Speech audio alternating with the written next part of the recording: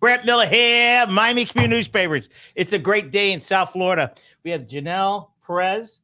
Were you born in Miami? I was born in Miami, Mercy Hospital. And she's running for a congressional district. What's 27. 27? To clarify to everybody, the boundaries are going to change. The Am I correct? boundaries are going to change. And there's one more congressional seat in Florida. Am I correct? Or two? No, I believe there's one more that's been added, and they're saying that it'll probably be in Central Florida. Yeah, if we did our census better, maybe we would have had another one here. Maybe. Okay, so before we go on to why you're running, I want to know a little bit about you. Where were you born? Were your parents born? Where did you go to high school? Where did you go to elementary school? Okay, so I was born here in Miami, Florida, Mercy Hospital.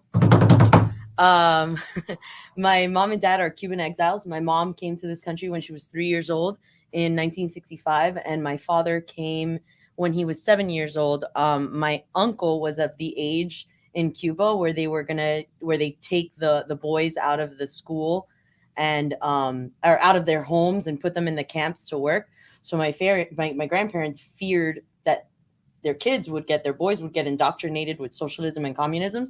So they ended up getting out just in time. They were in probably one of the last freedom flights out of Cuba And what year in the was that? 70s. In the early 70s. My dad came when he was 7, so probably very early 70s. You know, we forget your third generation or second generation, that other people were exiles from other countries. Yeah. That's why United States is the greatest place in the world, because we're a land of exiles. Yeah. My ancestors came from Germany and Russia. So we're exiles. The Absolutely. difference that we feel and that you feel, that you can still feel it because you're a second or third generation. Me, we're 5, 6 generations. So we don't understand the suffering. I have to bring up about, I was at an event at Dominic Park, and Jose Felix Diaz, state rep, spoke. He was the only one who spoke Spanglish. Okay. So but he says, we're protesting here because they can't protest in Cuba. No. We're speaking out because they can't. And it really hit home because the rest of the United States doesn't understand, except for the exiles in Cuba, the suffering's going on. Yeah, absolutely. I mean, I feel I'm a first generation American. I'm the first one in my family. My generation is the first that has been born here in the United States. And growing up, my dad always instilled in me what communism did to his family. He always told me to appreciate my grandparents and appreciate my cousins, because communism destroyed that for him. He never had that family. He never had relationships with his grandparents, with his cousins, or with anything like that. So it was really difficult for him.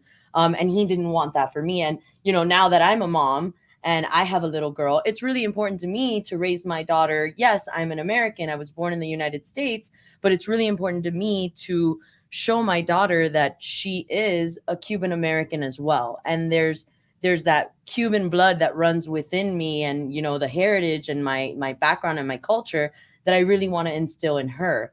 And then so you asked about like where I went to high school and all of that stuff. I went to elementary school. I went to, so we moved around. I started in High Point Academy out on Bird Road. Yeah, and High Point Academy a really long time ago, and it was really cool because Gloria Stefan's son was like in that school. He was about to graduate, and oh my God, she used to have this like green Mercedes, and my family used to have like this old beat up Subaru stick shift that was like, falling apart. And I remember telling my mom when I was really little, Mom, one day when I grow up, I'm going to buy you that car. I'm going to work really hard and I'm going to buy you a car. Who's your favorite teacher?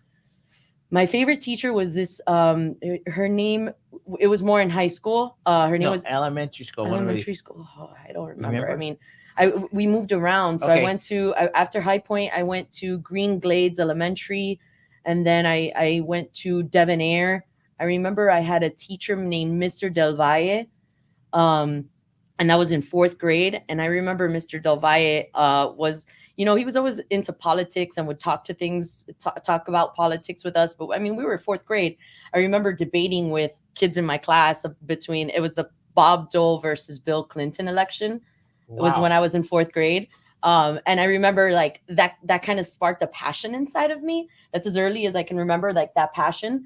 And then for 5th grade, my parents wanted us to go to private school, go to a Catholic school. that we were raised Catholic, so it was important to them. And I went to St. Timothy. Remember the coach with the mustache? What was his name? Ramos. No, I had somebody named Sal, Oh. Coach Sal, and he was awesome. My brother went there. My brother had a great relationship with Coach Sal as well. And then after St. Timothy, I went to Lourdes Academy, and that's where I met a teacher by the name of Erin Moran. And she was my American history teacher. She taught a couple of other history courses, Right. but she was the one that took us to Close Up. She was the one that kind of challenged us. I did, yeah. I went to Close Up my senior year. You flew, right? Yeah, we flew. Well, Close Up was in 6th grade for me at Palmetto High School. I still have not Palmetto High, sorry. 6th grade at Howard Drive. I still have, I'll show you on the way out. It's a big post. We went by train. Wow. Yeah. That's really cool. Yeah. And it's like all the schools, it was Close Up was a great experience. It was an amazing experience. I got to go to Capitol Hill for the first time. I was in awe. I remember we met Ileana Ross-Leighton while I was there. She came and she spoke to us. It was just, it was an amazing experience, and it awoke something inside of me that was kind of, awake when I was younger, but it sparked an interest in me. And then I went to FSU for my first year of college. I wanted to get out. I wanted to experience being out, but I missed home. I missed my family, and it was just, I came back and I ended up graduating from Florida International University, which is my dad's alma mater. So I was really happy to do that. Mine also. Yeah. My brothers also. Go Panthers. Yeah. And I graduated from there with political science. There was a professor there who challenged me tremendously. His name is Jose Villanova, and unfortunately he passed away actually earlier this year. But Jose was my constitutional law professor, and then he taught a class, I believe like it was maybe like rights and repression, and he's the one that got me involved in SAVE, the LGBTQ organization here. He's the one that got me involved in SAVE. He's the one that when I was trying to figure out what to do next once I graduated, he was like, why don't you go get even more involved in our community and go to the top, go to Capitol Hill, go start working for our congresswoman, which that was how I ended up applying for an internship with Ileana Ross-Leighton. Pull your mic a little closer to you. Sorry. That's right. My younger son did an internship there during the summer. Working for Ileana is truly an honor, and you're blessed. It is. And Dexter and her are great people. They are amazing people, truly good people who genuinely care about bettering our community. Right. So after you finished college, you were working during college. What were you doing? I was working while my undergrad. I was working at Medica Healthcare Plans, which was my family's Medicare HMO. My dad and my uncle. My uncle is a pharmacist by trade. My dad is a CPA by trade. And the two of them, my family. Jose Pozo. You know Jose Pozo? He had some medical things, and he was a CPA by trade. Oh, really? Yeah. So my dad and my uncle, and one thing, as I go on this campaign trail, people are gonna see how close my family really is. My dad and my uncle are not only are they brothers, but they're best friends, and they do a lot of things together. So the two of them took this huge risk when I was in high school, and they decided to start this Medicare company. They put everything on the line to do it. And they grew tremendously. Medica Healthcare Plans was an extremely successful plan, and Medicare HMO. They were, while I was in college, I worked there part-time, went to school during the day, and then it was something that, I still was like, no, I want politics. I don't want the family business. I don't want to get into the family business. This is what I'm passionate about. And I did. So I went to Washington, started working for my community in the office of Ileana Ross-Leighton, worked my way up, doing everything that I could do and jumping at every opportunity that would come up. And I ended up working for her on the Committee on Foreign Affairs when she became chairman. Yeah, that's huge. People don't realize what our congressmen represent. Yeah. The Committee on Foreign Affairs was. They had your own office. We had our own staff, office. Right? Yeah, huge staff. And any foreign affairs issues came before the committee. And I was in a position where I started as a hearing coordinator. I was given the opportunity to literally see every single hearing that came before that committee, every markup, every big, policy legislation that would come up that involved foreign affairs. I was a part of it because I was putting those hearings together. I was preparing the briefing materials for the members and working and coordinating all the logistics, and it was a great experience. I'm. It's a tough question. Okay. Who's the chairman of it now? I don't know. Gregory Meeks, I believe. How crazy is that office right now? I have no idea. I have no idea. No, but it's got to be crazy with what's going on with the war. I believe, is it Gregory Meeks? Whatever. Just point of it is, when you were working in that office, we had one war going on. Was there other stuff going on? Yeah. When we were there, okay, so my first day working there was the earthquake in Haiti. That happened. My first day on the job. And that was a mess. That was, we were, it was like all hands on deck, long hours. Long hours or long days? Long days. Long days. There's no hours. It felt like the hours were a day. Speaking about that congressman, she didn't understand what rest was. What rest? No, she didn't. It was hard because if your boss pushing, you're pushing. No, and it was great. I feel like, and probably a lot of people will say this. If you've worked for Ileana Ros-Lehtinen at some point in your career, you can work for anybody, because Ileana is, she teaches you. She's the kind of boss who invests in you and really, really teaches you how to succeed in life. And she pushes you and she encourages you. And, she was fair. She was a fair, amazing boss. She was a teacher. Yeah. Right? So it's in her blood. Yeah. Okay. All right. So we got that. Okay. How old's your daughter? My daughter's 4 years old, and we have another one on the way. Congratulations. Thank you. My wife is due in March. Do you know what it is yet? Another girl. Wow. Yeah. We're a house full of girls. So I understand that your parents and you and your brother and you all live within walking distance. Yeah. So my brother and I bought 2 lots in Pinecrest right next door to each other. So we share a fence. Does he have kids?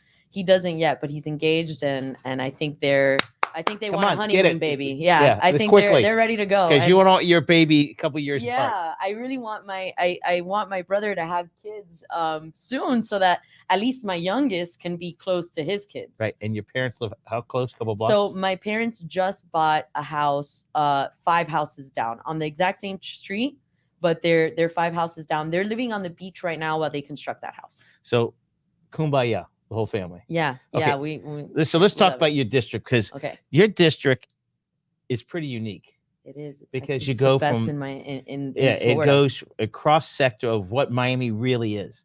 You got from Miami Beach, downtown, part of Coral Gables, part of South Miami, Coconut Grove. Coconut Grove. You got Pinecrest, South Miami, Pinecrest, Palmetto Bay, Cutler Bay, right? Yeah. To parts of Kendall. Parts of Kendall, but you go down to 211. Yeah. And then you got a lot of Kendall. Yeah. Even though Kendall's, so you have a huge district. It's an amazing district, and I hope it doesn't change much after redistricting, because it is a district that I've always lived in. Being in Miami, with the exception of the time that I lived in West Kendall, which was on 137th. You never lived in Westchester? No, I lived. When I was born and we were up until I was 8 years old, I lived on 137th and Bird. And then we moved Village to Green. Is it Village Green? Yeah, Village Green. I went to Green Glades when we lived there. And then we went to 122nd and 101st, and that's where we lived. That's when I went to Devonair and St. Timothy. And then, towards the end of my time in Lourdes Academy was when my parents they sold our house, and things changed financially drastically for us, because of the opportunities that my dad or the risks and the I guess reward that my dad was able to accomplish. We moved to the beach for a period of time, to Miami Beach, to 47th and Collins, and we lived there for about a year. my senior year of high school, which was amazing because I would come to Lourdes and I would run back to the beach and I'd do my homework on the sand. That's good life. That was the time that I had a great tan because But you don't I have a great literally- tan now? this is if you see me in the sun, I've got my Cuban, my grandmother's on my dad's side has Lebanese, has Well, the former congressman, Shalala's Lebanese. yeah, she's Lebanese. And it's an interesting story about her because, when her family was leaving Lebanon, her side came to the United States. Part of her family went to Cuba. You knew that, right? Yeah, there's She could have been right. So she could have been Cuban. She says. Yeah. So, so what's the biggest issue? We've got Little Havana. You also have the district. Yeah. So what is the biggest issue you think District 27 has? Well, right now is the lack of representation, which is why I'm running for Congress. We have a representative who has consistently voted against this community. She voted against the American Rescue Plan when we needed it the most, when our small businesses needed it the most. What was the reasoning? No reason. Party politics, I guess. Right. Yeah. This Choosing district party over your community. When Ileana had it, it wasn't a party. She voted what was best for our district. And that's what I hope to do. That's the most important thing. What's best for our whole district. Yeah. Okay. So she voted against the Equality Act, which for me was, tough. And at the end of the day, I think that this is an extremely diverse community where I believe, a majority of our community supports the LGBTQ community. There's more letters after that. The LGBTQ plus community. Thank you. Okay, because you have Damon Padron does a show here. Pardon. Pardon, whatever you want to call it. He does a show, and every week he tells me another letter. And I go, I think it's just better to just put the plus. Yeah, right. He bring different guests. Yes, and it's a tough issue, but no matter what, it's our community. Yeah, and that's why Miami's a great place to live. It is. We're so diverse, and it's not just black and white here. There's gray, and there's real need for representation here, and it's not playing party politics, but being a Miamian, being a person who has been born and raised here in Miami. I have deep roots in this community. My family. My daughter, who's the most important thing in the world to me, is here, and her success and the success of this community is in my best interest because it's in the best interest of the people I love the most. We want to leave our place a better place. Yeah, better. All right, so let's just talk about. We got Christine Hernandez. Congratulations, rooting for you. That's very nice. Thank you. We have somebody from Ghana. Africa watching. You must be a fan there. Cool. Yeah, next generation politics looks promising. Thank you. Okay, so let's talk about break the cities down. Okay. Miami Beach. Let's do Little Havana. What needs to be done congressionally? What would you do different? We need to look at all the small businesses in Little Havana and just throughout the district that had to close their doors during COVID and this pandemic. How do we get those people with the entrepreneurial spirit who were brave enough to open their doors once to get back out there and open their doors again? How do we support them? How do we give them a safety net to feel confident to get back to work? Because those are the people who are opening their doors, creating the jobs, and in reinvesting in our community.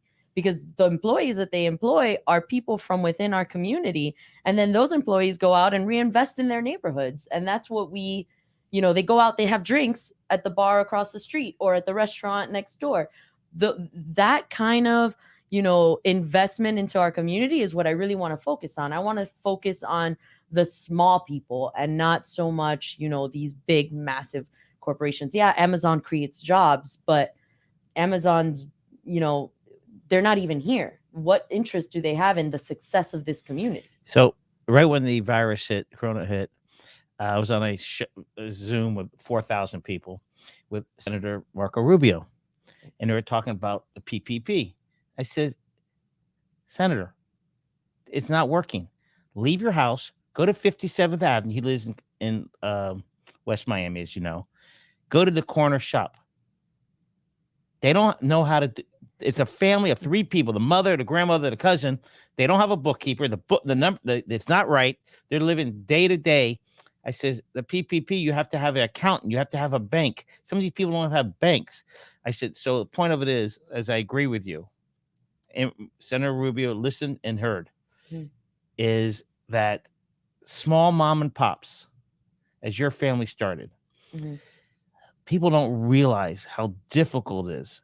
When I as we talked, I go to a lot of businesses for our company and non just out there. I'll walk into a little shop, I don't know where it is, and I'll get something.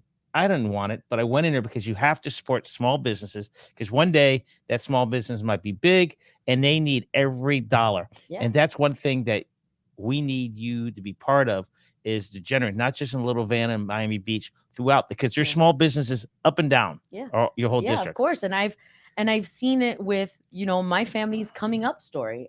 My dad started off as a stock boy in Pantry Pride in the 80s.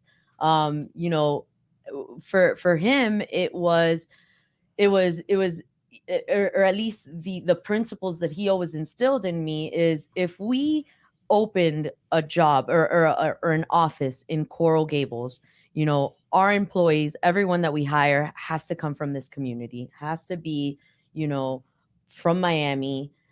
It's important that when people call our offices, they're talking to somebody who has the Miami accent, because we all have to acknowledge we have an accent. We do? we do. Oh yeah, no comprende. I know. Bonsoir, ni hao ma. Which accent? No. We have a very particular accent, and I realized that when I went to Washington D.C. that they're like, you don't sound like you're from around here, and I'm like, no, it's Miami. And even the gringos have accents. Yeah, even the gringos have accents, and even the gringos speak a little bit of Spanish. They understand. No comprende. It. Yeah, right. And so it was really important, and just the way that I was raised was that we always have to come back to our community. We always have to invest in the people here. We always have to create opportunity for the people here. And going to your local mom and pop, restaurants, going to your local mom and pop stores, and helping them, because at the end of the day, that's what's gonna help our community the most. And then us as people who are in tune with what's going on, those little mom and pop shops that might not know about the PPP loans and might not know how to apply to them. How do we help them? Like, we need to do stronger outreach to these types of people and to these, entrepreneurs within our community, and really educate them on the resources that are available to them. We have a motto here. Okay. Shop local, buy local. Grown here, buy here. Dade County Public Schools buy a lot of their products outside of Miami-Dade County. Why? Exactly. So keep that in mind. And for our viewers, shop local, buy local. If it's grown here, buy here. And I love the grocery stores that have where the products are grown. Yeah, I do too. I love that. And more likely when you see it in Miami or Florida, you're going to buy it. We need to do that. Okay, so back to the district. Okay. What would Congress do? What kind of money do Congress people bring money back to the district? Do they bring money back to the state? Do they bring it to, how do people think, oh, you're elected official, you could bring money back to our community? Does that happen? I mean, it can happen. I mean, look at the example now with the infrastructure bill. There's money that can be requested by members of Congress for our community. Good. And it would be allocated in appropriations, and it would be allocated in certain legislation. And the infrastructure bill is just what we're talking about right now. It's in the Senate and it'll come to the House. There is, billions of dollars that are going to be allocated to the state of Florida and, trickle down to local, counties and municipalities. And I know, or at least me, I feel confident with Mayor Daniela Levine Cava's plan for what she's going to do with the funds that are going to come to us for the infrastructure bill. But at the end of the day, yes, Congress can allocate funds and get more funding for our state and for our districts, our personal districts. But then it's up to the local municipalities to really do something with that money, to execute the plans with that money. And I think that that's the way it should be, because if there's anyone who's going to understand the problems of this community, of our local communities and things like that, it's going to be the mayors and the leaders who are on the ground every single day doing that. Gotcha. Well, it's an interesting because your district is now is the congressperson is Republican. Yes. And it's changed because things she's voted on. What other bills that she voted on that you didn't think was good for our community? That I didn't think was good for our community? Well, she voted against certain bills. What other bills? Yeah, I mean, I feel like, she's stated in the past that she doesn't support, increased funding for Obamacare or any of those kinds of programs that impact the healthcare. And for me, healthcare is, one of the key and biggest issues of my campaign. Miami-Dade County has the highest enrollees in Obamacare in the country. Anything that doesn't support that is directly going against our community, and any member of Congress who votes against I hurting. hate the name that they call it, Obamacare. I know about the it's just Affordable Care Act. Right, that's how I look at it. Yeah. All right. And we need to increase access to my biggest issue is that, as a cancer survivor, as somebody who works in healthcare, I hope that I can bring to Congress a different perspective on healthcare, because at the end of the day, I'm a capitalist. I am against socialized medicine. But it is okay to acknowledge the fact that everyone deserves access to affordable, quality healthcare. We need to make that more attainable for every single American. And we see that it has been successful in that public-private partnership that we have with Medicare and the government. That's what I work in now. I'm able to provide our community, our Medicare beneficiaries, with higher quality plans and benefits additional to their Medicare, their existing regular Medicare. And we do that. And what pushes me to continue to create better, high quality plans is the competition. I have to be the Humanas and the AvMeds and the Uniteds of the world. And I have to compete with those giants. So competition's good. Competition's great. Competition is what leads us to progress and what leads us to better products and cheaper products for all of our people. It's interesting because regarding the healthcare, because of competition, every provider is doing a better job. If there wasn't competition, they wouldn't be. If there was no competition, you would have to get there by yourself. Yeah. There was no competition. Some of these, they're giving you health classes. Yeah. And I think, we don't realize the healthier our country is, the better we are. Yes, absolutely. And the more expensive it is when people get sick, if they're not covered by insurance, the more people that we have not covered by insurance, when they actually get sick, it ends up costing taxpayer dollars more. So it's like, at the end of the day, what do we want to do? We want to provide, maybe there's a public option for more people that qualify, but taking and revamping it and doing it all socialized, that's not the answer. There will never be competition in that sense. And the products will not, the service will be subpar. Canada, right? No, yeah. Canada has, right? Yeah. All right. Can you put the cameras on both of us? Dex, you ready? It's a quiz time for you. Okay. Ready? This is the easy one. Okay. Your favorite cowboy? Favorite cowboy movie? Good, the Bad, and the Ugly. All right. Your favorite taco place? Coyo. Where's that? Coyo Taco. Where's that? They've got one in Wynwood, one in Coral Gables, and I think they're expanding everywhere. And locally owned? Locally owned, yes. Your favorite animal? Ooh, a lion. Your favorite sushi place? Sushi Bar. It's on Sunset and 108. Sunset on 87th. Who's your superhero? My dad. Good answer. Your favorite football team? Dolphins. Okay. Thanksgiving. This is Thanksgiving. I Okay. want you to say words, not sentences about Thanksgiving. Go. Turkey, congri, What else?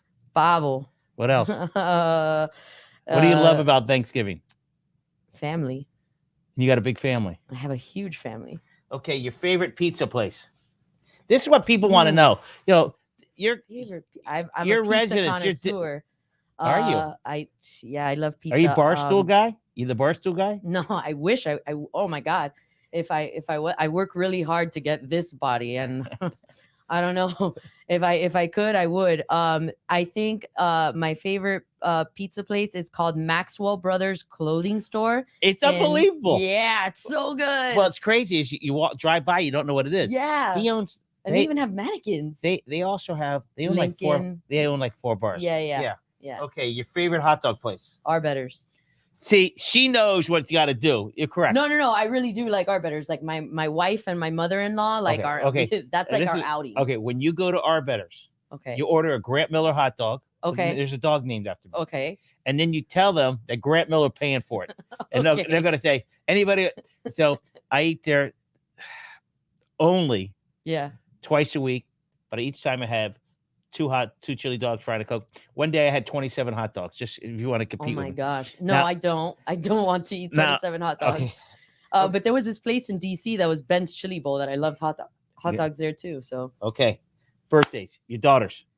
she is June 15th, Perfect. Wife. November 16th, Your mother. May 18th, Your father. July 2nd, Your brother. October 11th.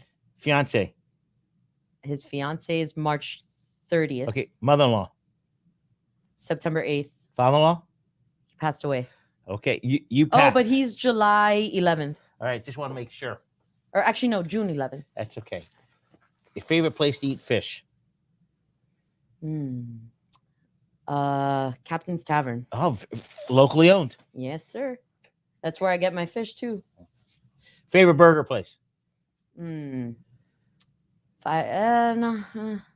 Tough one, huh? Yeah, burgers are tough. My house. I You- love making my own. Okay, good. burgers. That's good. Okay. Here's a good one. When you were a little kid, what was your favorite Christmas gift? Well, I don't know. I think I got a Furby once that I really wanted. How old were you? 20? Yeah, right. Actually, I threw my wife's 30th birthday. I threw her a 90s themed birthday party, and I was actually able to find a Furby. But yeah, I think it was a Furby. I was really young. The magic of the mix. Okay. Why will you be successful when you get elected to District 27? Why? What would make you successful, and why? What's going to make me successful is that I have a genuine vested interest in this community. I want to represent my community. I want to listen to the people in my community. And I am not here to play party politics. I'm not here to be one side or the other. I'm here to be a Miamian. I'm here to represent you. I'm here to listen to you. And I'm here to fight for you. As a cancer survivor, I'm ready to fight just as hard for you as I did for my life. That's outstanding. We wish you luck. Thank you. When after the primary, you'll come back, Yes, sir. and we'd love to have you. Grant Miller And here. as a member of Congress, I'll come back too. Absolutely. Janelle Perez running for Congress. Born local. We love it. Grant Miller here. Everybody.